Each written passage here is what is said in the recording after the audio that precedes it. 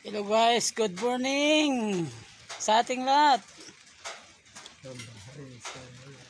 Hindi kami makapagsimula ng trabaho kasi naulan. Dito kami nagtatrasis kami. Ito. Tatrasis kami.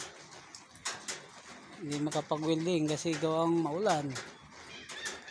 Yan ang ginagawa namin sa ngayon. Ayun si Bayaw nakasilong.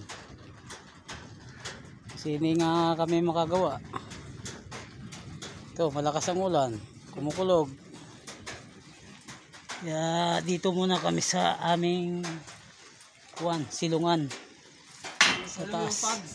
Yaw, so mga epekto ng pag, so yan nga epekto ng taal na sumabog. Nasabog kasi yung taal kaya malakas ang kulog. Ayun ayun. Kaya maitim ang kalangitan. Kaya dito muna kami sa Baykwan, sa aming silungan.